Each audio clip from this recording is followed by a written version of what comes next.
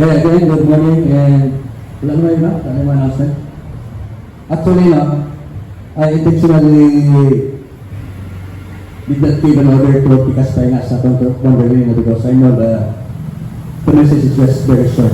And this is really the test of your commitment to your nakita na kang strategy ato, no? While standing at attention, wala nang execute o Pikas Finance because Pikas Finance always given to or by the time ang message speaker will be more than an hour. So yun ang mga tag na Pikas Finance or follow-up for more than 1 hour engagement. But ganun na naman lang, so I think sinabi that request for the Pikas Finance.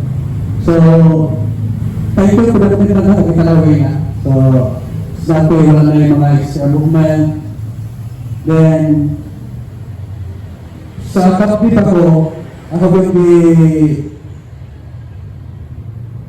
check sa mga oban na we become every Monday sa flag raising. Come with honor and give us a pagkakas na naka-join ka ng activity because this is a very, very important activity sa organization na uniform, mapakita itong strategy, mapakita chance to see the pamansang awit. May pinakakanta itong ma-perform every week. Engineer, di ba? Ang song is equivalent to 10 kilometers lang. Imagine, sa dito na babagan. So, natay 3 songs every week. Madadala. Then, ito ang ibigay is resilience and stability under pressure. Bisan ba, kung sa ability ka mag-stand, pwede ko mag-sustain ka. So, ibigay natin itong patience, then character, humility, tanan nga personal at mga asset. By simply standing, listening, dako kayo sa impact sa ito personality. So that's all I am doing.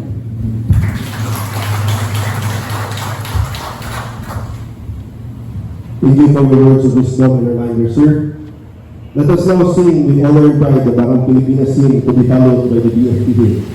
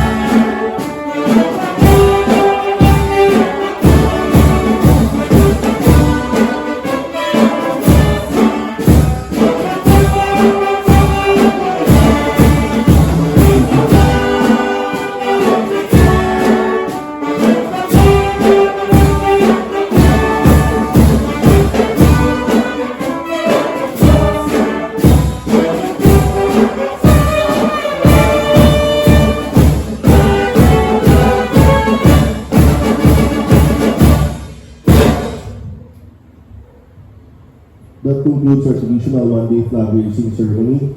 We suspend your host, Fire Officer 1, Alanggaw P. Dabak. Thank you, and let's have a safe and productive week ahead.